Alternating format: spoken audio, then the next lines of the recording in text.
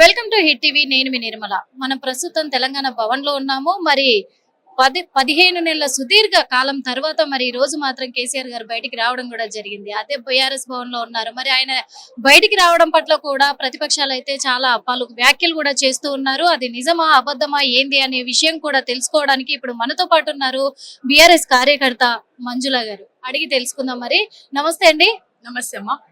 Madam, ఇప్పుడైతే మరి కేసీఆర్ గారు 15 నెలల తర్వాత ఇప్పుడు బయటికి రావడం కూడా జరిగింది. మరి ఇప్పటి వరకు కనీసం అసెంబ్లీకి కూడా అడుగు పెట్టలేదు. అసెంబ్లీలో కూడా అడుగు పెట్టకపోవడంతో చాలా అంటే చాలా వ్యాఖ్యలు చేశారు ప్రతిపక్షాలు అనుకోవచ్చు. కూడా ప్రభుత్వం కూడా అలాగే వ్యాఖ్యలు చేసింది. మరి ఇప్పుడు బయటికి రావడానికి గల కారణాలు ఏంటి? ఎలాంటి వ్యూహం పన్నుతున్నారు? వ్యూహం ఈ రోజు తెలంగాణ ప్రజలకు ఒకటి చెప్పేది ఏంటంటే, ఈ రోజు బాపు వచ్చిందంటే ప్రజల కష్టాలు తీర్చడానికి మళ్ళీ ఆయన బయటికి రావాల్సి వచ్చింది. ఈ 10 సంవత్సరాలలో కూడా తనను చాలా మంది చాలా విమర్శలు చేశారు. ప్రతిపక్షం ఇప్పుడు ఉన్న అధికారంలో ఉన్న పార్టీ కూడా కాంగ్రెస్ కూడా చాలా వరకు చేసింది.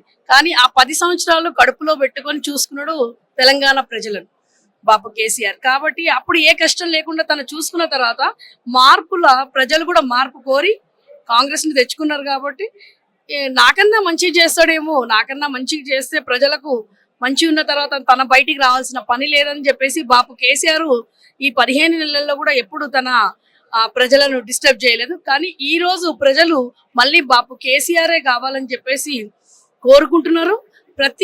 అంటే చిన్న స్థాయి నుంచి పై స్థాయి వరకు ప్రతి ఒక్కరు మళ్ళీ ఒక 20 సంవత్సరాల కిందికి వెళ్ళిపోయింది తెలంగాణ. ఈ రోజు అంటారు కదా, తన 6 గ్యారెంటీలు కూడా బొందలో పెట్టిండు బాపు కేసీఆర్. కూడా ప్రతిదీ వచ్చిన తర్వాత ఇస్తా అని చెప్పిండు.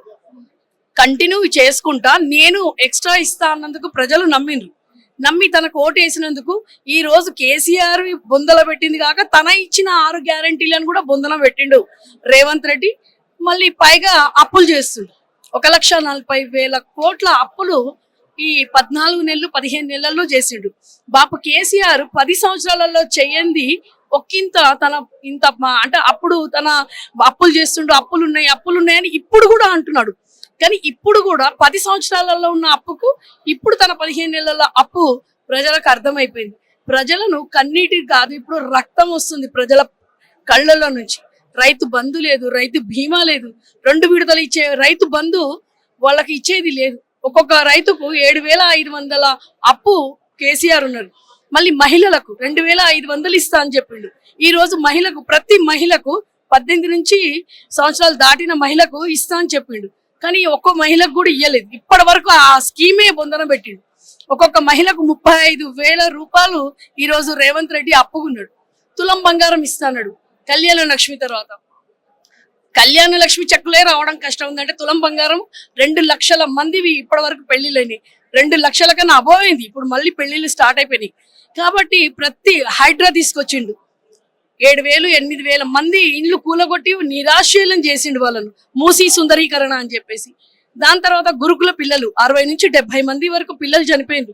గురుకులాలు మూసుకునే స్థాయికి తీసుకొని వచ్చిండు రేవంత్ రెడ్డి. అంటే ఇప్పుడు గురుకులాలలో పిల్లలు కూడా మరి ఆ స్థితికి రాగలడానికి కారణం గత ప్రభుత్వమే అని చెప్పేసి కూడా సీఎం రేవంత్ రెడ్డి గారు కూడా చెప్పడం జరిగింది. గత ప్రభుత్వం అంటే చెప్పుతోని కొడతా అని చెప్తున్నారు రేవంత్ రెడ్డికి. నీకు మర్యాదగా చెప్తున్నారు రేవంత్ రెడ్డి, గత ప్రభుత్వం ని పోల్చుకునే అర్హత రేవంత్ రెడ్డికి లేదు. నీ ప్రభుత్వంలో నువ్వేం చేస్తావు? ప్రజలను మోసం చేసి 420 హామీలు ఇచ్చి కేసీఆర్ కన్నా మంచిగా చేస్తా అన్నాడు కాబట్టి ఆ గాడిదికి వేసిండ్రు వీళ్ళు. ఇప్పుడున్న అమాయక ప్రజలు ఆయన కేసీ తీసుకొని వచ్చారు. మళ్ళీ ఇప్పుడు బాపు కేసీఆర్ రావాలంటున్నారు. గత గురుకులాలలో వేకెన్సీ ఉండకపోతుండే, ఇప్పుడు గురుకులాలు అంటేనే ఉరికిపోతున్నారు ప్రజలు. గురుకులాలలో పోవడానికి భయపడుతున్నారు. అప్పుడు మాకు వేకెన్సీ లేక పిల్లలకు కొన్ని 1 year 2 years వేకెన్సీలలో ఉంటుండే.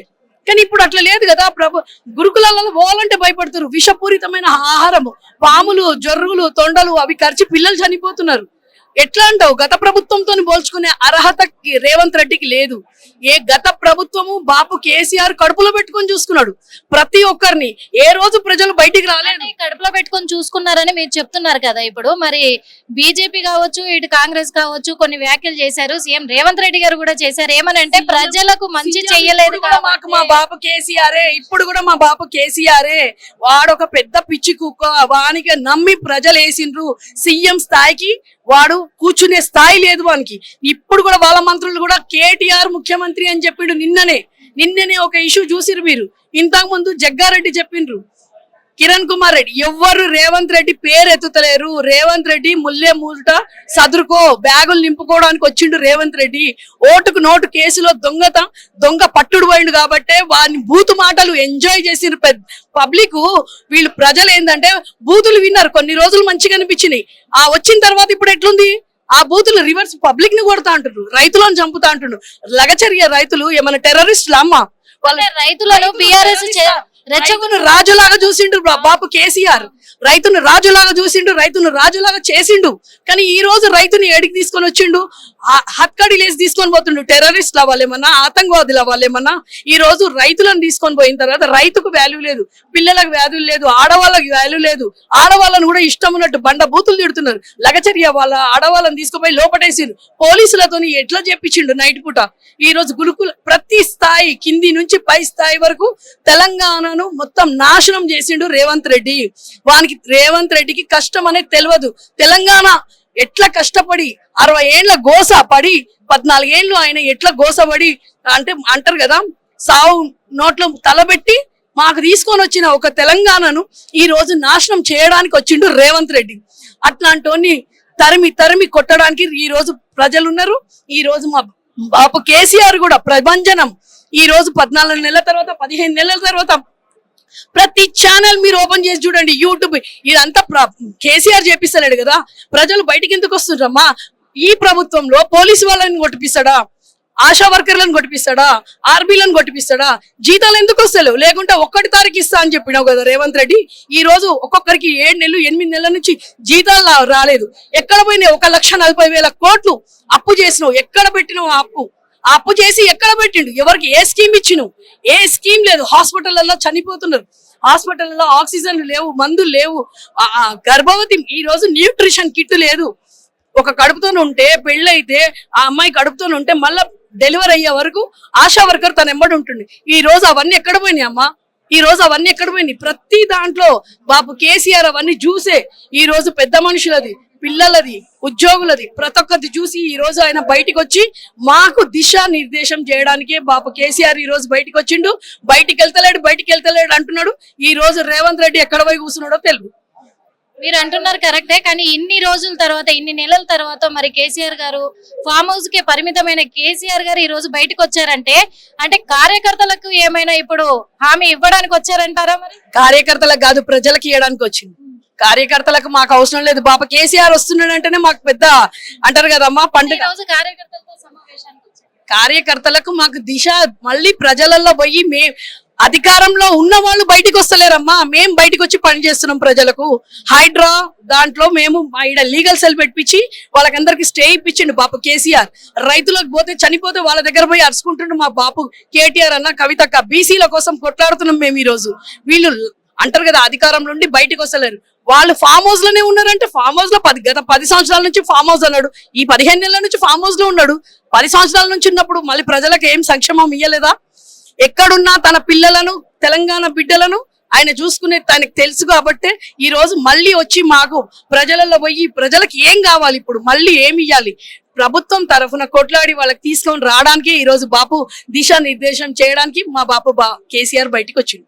అంటే ఇప్పుడు రేవంత్ రెడ్డి కూడా అన్నారు కేసీఆర్ ఫామ్ హౌస్ కే పరిమితం అయ్యారు, కానీ అసలు బతికుండే ఆ హక్కు కూడా లేదు తనకి అని చెప్పేసి కూడా చెప్పడం జరిగింది. ఎప్పటికైనా రేవంత్ రెడ్డి ఖబర్దార్, బతికుండే అధికారం కాదు, నిన్ను తొక్కి పారేసే అధికారం వచ్చింది. ఈ రోజు నిన్నే ఉరికిపిచ్చి కొట్టి నిన్ను చంపేస్తారు ప్రజలు.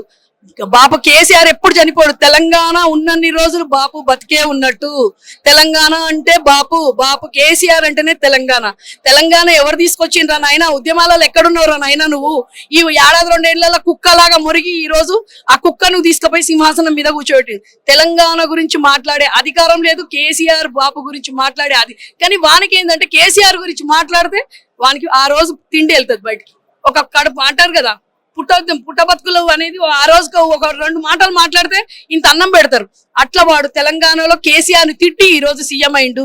సీనియర్స్ ఎందుకు కాలేదమ్మా సీఎం? ఇదే కాంగ్రెస్ లో సీనియర్స్ ఉన్నారు కదా, వాళ్ళు ఎందుకు కాలేదు? వీడెందుకు అయ్యిండు? ప్రజలది కూడా ఏంటంటే ఎవడెట్లా చెప్తే నమ్మి ఈ రోజు వేసిండ్రో అదే ప్రజలు మళ్ళా బాపు కేసీఆర్ రావాలంటున్నారు. 10 సంవత్సరాలు వాళ్ళకి ఏం అర్థం కాలేదు. ఇవన్నీ ఇచ్చుకుంటా వీడేమో ఎక్కువిస్తాడు అనుకున్నారు, కానీ అది కాదు. వాడు ఇయ్యలేదు, బాపు కేసీఆర్ కూడా అన్ని పొందబెట్టిండు. ఇప్పుడు ప్రజలందరూ మళ్ళీ బయటికి ఉరికొచ్చిండ్రు. ఇదే 20 సంవత్సరాలు వెనకకి తీసుకొని పోయిండు. మళ్ళా మా బాపు వచ్చిన తర్వాత కూడా ఒక 5 సంవత్సరాలు దీన్ని సెట్ చేయడంలోనే సరిపోతుంది.